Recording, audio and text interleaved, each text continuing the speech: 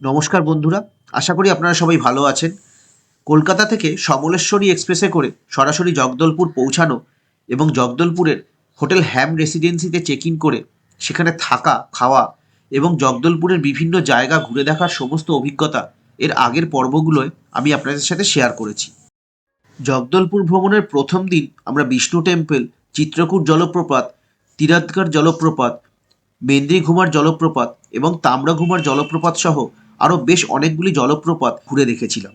এবং এই সমস্ত জায়গা ঘুরে দেখতে কত খরচ হতে পারে এবং কীরকম সময় লাগতে পারে তার সমস্ত অভিজ্ঞতা আগের পর্বে আমি শেয়ার করেছি আপনাদের সাথে।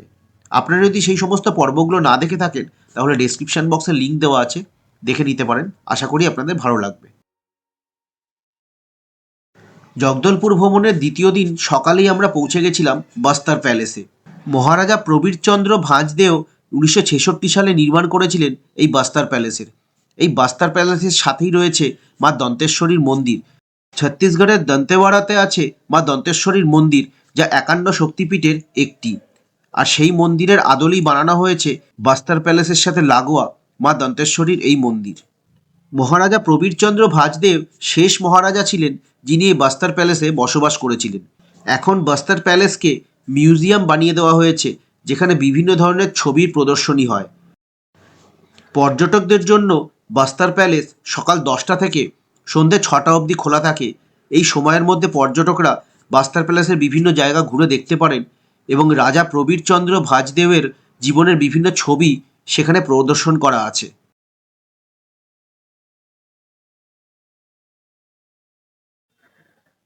বাস্তার প্যালেস পরিদর্শন করার পর আমরা রওনা হলাম মা দন্তেশ্বরীর মন্দিরের উদ্দেশ্যে, যা অবস্থিত ছত্তিশগড়ের দন্তেওয়াড়া জেলায়।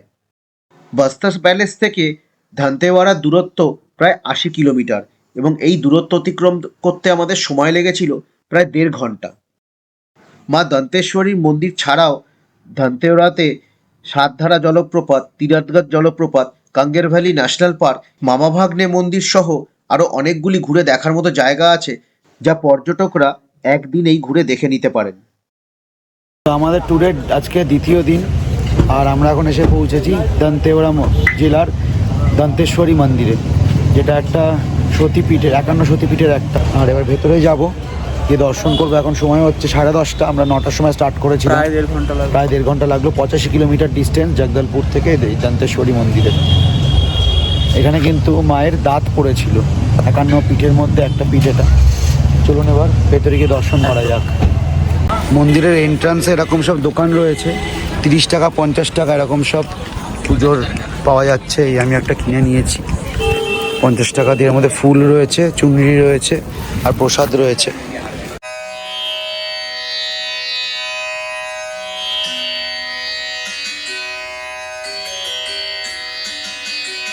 এখানে এটা একটা বিশ্রাম স্থল টাইপের বানানো আছে, বিশাল বড় এটা।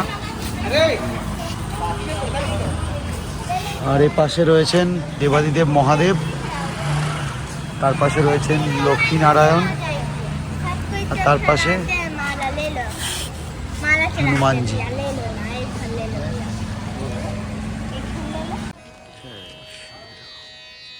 পৌরাণিক মতে মায়ের দাঁত পড়েছিল এই স্থানে এবং তাকেই মা দন্তেশ্বরী নামে পুজো করা হয় এই মন্দিরে। জুতো খোলার জায়গা রয়েছে।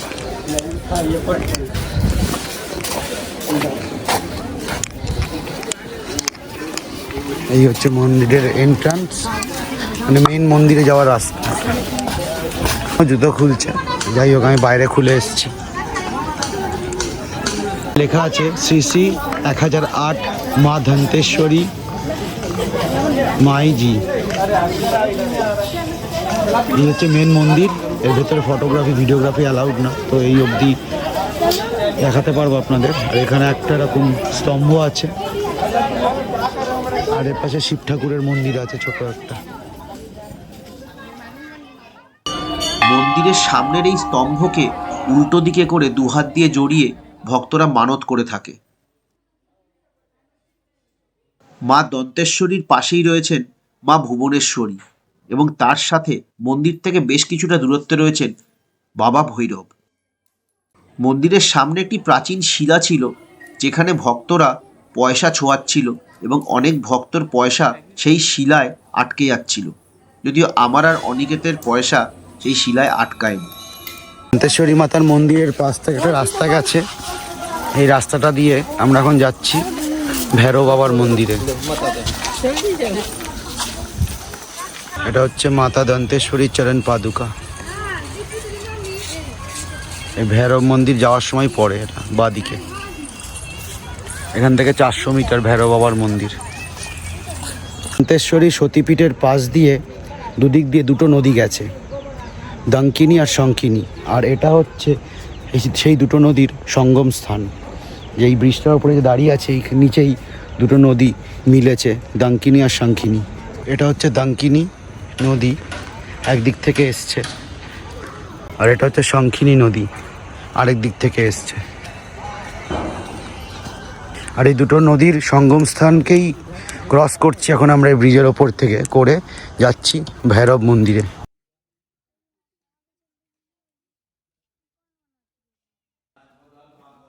ছত্তিশগড়ের দন্তেওয়াড়ার এই ভৈরব মন্দিরের বেশ কয়েকটি বৈশিষ্ট্য ছিল, যা আমরা লক্ষ্য করেছিলাম এই মন্দির প্রদর্শনের সময়। তার মধ্যে অন্যতম ছিল ভৈরব মন্দিরকে ঘিরে থাকা 7টি শিবলিঙ্গ। প্রত্যেকটি শিবলিঙ্গর আকৃতি এবং উচ্চতা আলাদা ছিল। বলা হয় সপ্তঋষি 7টি শিবলিঙ্গ রূপে প্রতিষ্ঠিত রয়েছে ভৈরবের আরাধনায়।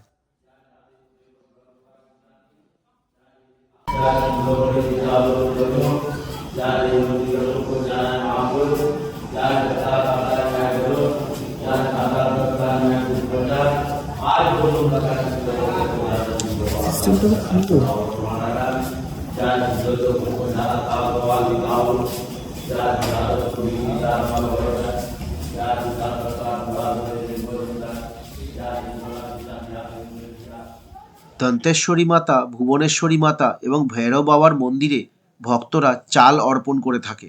এখানে চাল অর্পণ করার এক অন্যরকম প্রথা রয়েছে। স্থানীয় লোকেরা মন্দিরে পুজো দেওয়ার সময় সাথে করে চাল নিয়ে আসে এবং পুজোর সময় সেই চাল অর্পণ করে। আপনারা যদি এই মা দন্তেশ্বরী মন্দিরে, ভৈরব বাবার মন্দিরে পুজো দিতে আসেন, তাহলে টাকা পয়সা তো আপনারা দক্ষিণে দিতে পারেন, কিন্তু এখানে একটা নিয়ম হচ্ছে চাল দেওয়া, চাল দান করা। এই জন্য এখানে যারাই পুজো দিতে আসছে, লোকাল যারা আছে, যারা জানে, তারা কিন্তু সাথে করে একটু চাল নিয়ে এসছে। তো আপনারা যদি এখানে পুজো দিতে আসেন, সাথে করে একটু চাল নিয়ে আসবেন দান করার জন্য। এখানে দান পাত্র রয়েছে যেখানে চাল দান করা হয় সব মন্দিরে এখানে।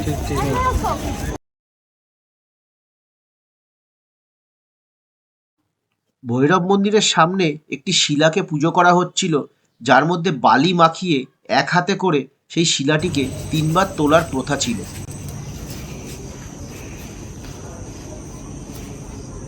तीन बार ऐसे करो, फिर उठो।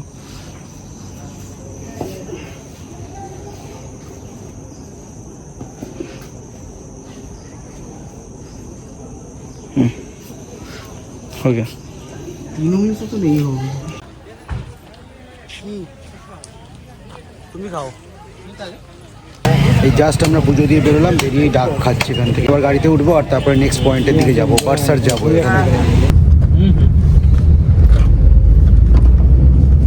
দন্তেশ্বরী মাতার মন্দির থেকে আমরা এখন যাচ্ছি বারসুরে। ওখানে মামা ভাঞ্জে টেম্পল আছে, সেটা দেখবো। আর তারপরে সাতধারা জলপ্রপাত আছে, সেটা যাব। আশা করছি সেটাও ভালো হবে। কালকে চিত্রকূট আর তিরাতগড় জলপ্রপাত দেখার পরে তো আমাদের আর কোনো জলপ্রপাত ওর থেকে বেশি ভালো লাগছে না। বাকিগুলো ভালো, কিন্তু ওই দুটো হচ্ছে হিউজ, এক্সেপশনাল। এই দন্তেশ্বরী মাতার দর্শন কিন্তু আপনারা তিরাতগড় ওয়াটারফলস দেখার সময়ও করতে পারেন। তিরাতগড় ওয়াটারফলস দেখিয়ে কিন্তু এখানে নিয়ে আসে, মোটামুটি এরকম ট্যুর প্ল্যান থাকে। কিন্তু আমরা শনিবার পুজো দেবো বলে কালকে এখানে আসিনি, আজকে আমরা সকালবেলা এখানে এলাম। আপনারা যদি চান তিরাতগড় ওয়াটারফলস দেখার পরেও এখানে চলে আসতে পারেন, ডিরেক্টলি এসে পুজো দিয়ে দিতে পারেন অথবা দর্শন করতে পারেন। তারপর অন্য দিনে আপনারা এই মামা ভাঞ্জা টেম্পল আর সাতধারা ওয়াটারফল দেখতে পারেন। তো বারসুর কিন্তু এখান থেকে মোটামুটি 20-22 কিলোমিটারের ডিস্টেন্সে আছে। তো আমাদের সময় লাগবে খুব বেশি হলে আধ ঘন্টা, আমরা পৌঁছে যাব। রাস্তা কিন্তু এখানে খুব ভালো, আর চারিদিকে প্রাকৃতিক সৌন্দর্য দেখতে দেখতে সকালে এসেছি, মন মুগ্ধ করা দৃশ্য ছিল। আপনারা যদি এদিকে আসেন, আপনাদের আশা করছি ভালো লাগবে। টাকা দিতে হবে তো, রুকিয়ে পয়সা নেই দিয়া।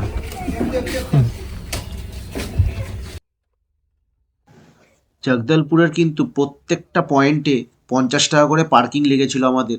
সো দুদিনে আমরা প্রায় 10 থেকে 12টা পয়েন্ট দেখেছিলাম, যার জন্য আমাদের পার্কিং লেগেছিল প্রায় 500 থেকে 600 টাকা। আমরা বারসুরের প্রথম মন্দিরে এসে পৌঁছেছিলাম, সেটি ছিল মামা ভাঞ্জে মন্দির। তবে এই মন্দিরের ভেতরে কোনো রকম ফটোগ্রাফি অথবা ভিডিওগ্রাফি অ্যালাউড ছিল না। মন্দিরের ভেতরে ছোট্ট দুটি মূর্তি ছিল। মন্দিরটি প্রায় 1000 বছরের পুরনো এবং এই মন্দিরটির গায়ে বিভিন্ন দেবদেবীর মূর্তি দেখতে পাওয়া যায়, যা বানানো হয়েছিল খোদাই করে। মামা ভাঞ্জে মন্দির থেকে বেরিয়ে আমরা পৌঁছালাম আরেকটি অতি প্রাচীন মন্দিরে, যা ছিল জোড়া গণেশ মন্দির। পাশাপাশি থাকা এই দুটি গণেশ মূর্তির বিশেষত্ব হলো প্রতি বছর এই মূর্তি দুটি একটু একটু করে বড় হচ্ছে। এই মন্দিরটি অতি প্রাচীন পাথর দিয়ে তৈরি করা এবং এই মন্দিরের পাশে একটি ছোট্ট শিব মন্দিরও আছে, যেখানে একটি শিবলিঙ্গ আছে। জোড়া গণেশ মন্দিরের পাশেই রয়েছে 32 খাম্বা মন্দির। একে 32 টেম্পেলও বলা হয়। এই মন্দিরের বিশেষত্ব হলো 32টা পিলারের ওপর এই পুরো মন্দিরটা বসানো রয়েছে। এই অতি প্রাচীন মন্দিরে এক অদ্ভুত স্থাপত্যবিদ্যার নিদর্শন দেখতে পাওয়া যায়। গণেশ মন্দির দেখে এখন আমি যে মন্দিরটা এসেছি সেটার নাম হচ্ছে 32 খাম্বা মন্দির। মানে 32টা পিলার রয়েছে, সেই 32টা পিলারের ওপরে পুরো মন্দিরটা দাঁড় করানো, মানে তৈরি করা হয়েছে। অদ্ভুত ধরনের আর্কিটেকচার, এটা খুব সুন্দর করে সাজানো। কিন্তু মন্দিরের পিলার ছাড়া আর ঠাকুরের দুটো ঘর ছাড়া আর কিন্তু কিছু নেই চারিপাশে। এমনভাবে সাজানো রয়েছে পিলারগুলো যে দেখতে একটা অদ্ভুত ধরনের সুন্দর।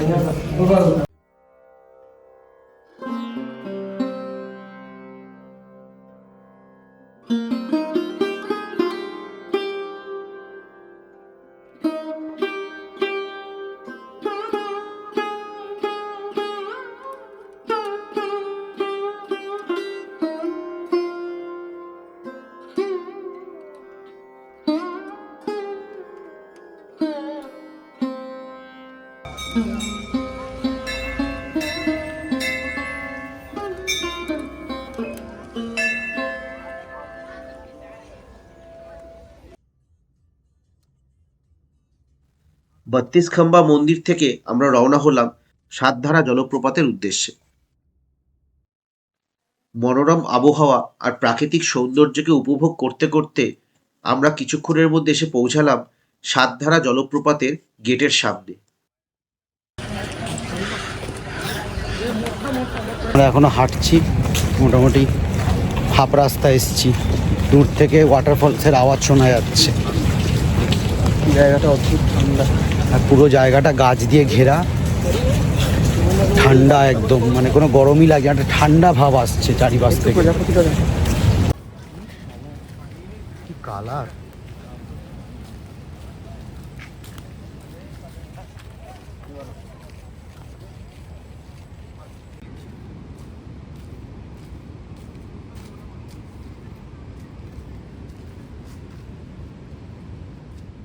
চলে এসেছি সাতধারা জলপ্রপাতের সামনে। প্রচণ্ড জোরে আওয়াজ আসছে, এটা বিশাল।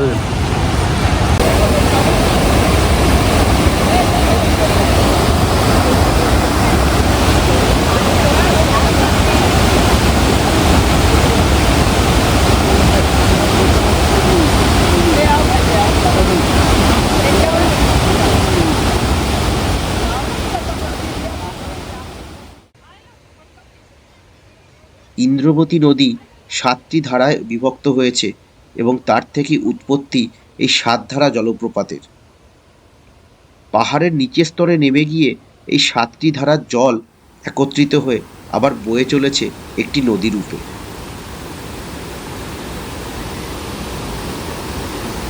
তো এখান থেকে আসছে, এসে এইখানে এসে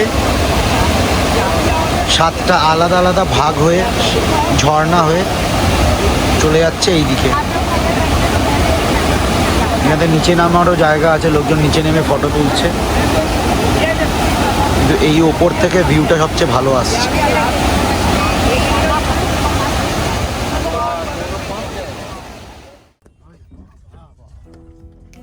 সাতধারা জলপ্রপাত থেকে বেরিয়ে ইন্দ্রবতী নদীকে পেরিয়ে আমরা এসে পৌঁছেছিলাম একটি ধাবায়।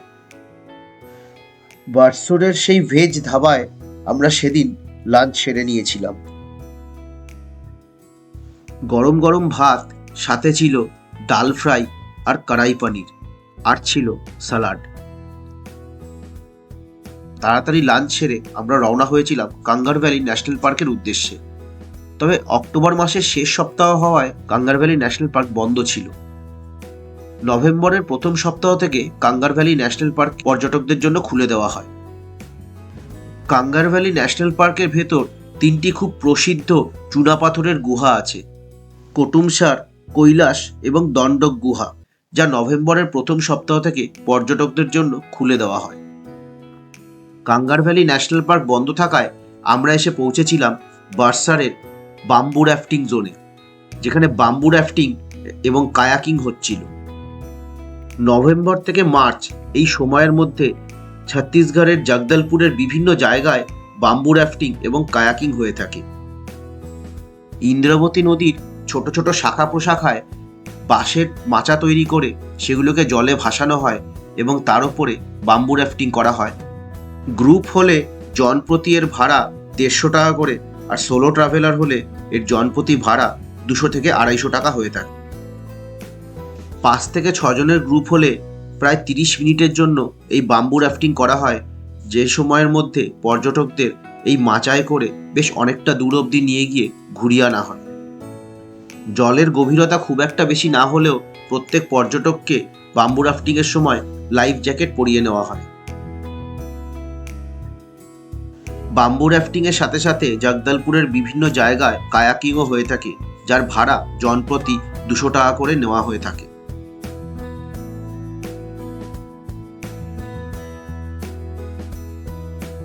বাম্বু রাফটিং দেখে আমরা হোটেলে ফিরে এসেছিলাম এবং সেখান থেকে কিছুক্ষণ বিশ্রাম নিয়ে আমরা পৌঁছেছিলাম জগদলপুরের বালাজি টেম্পল। জগদলপুরের বালাজি টেম্পলে প্রত্যেক শনিবার এক বিশেষ পুজোর আয়োজন করা হয় এবং সেটি দেখতে আমরা পৌঁছে গেছিলাম বালাজি টেম্পলে। সেই সমস্ত তথ্য নিয়ে পরের ভিডিও আসবে খুব শিগগিরই।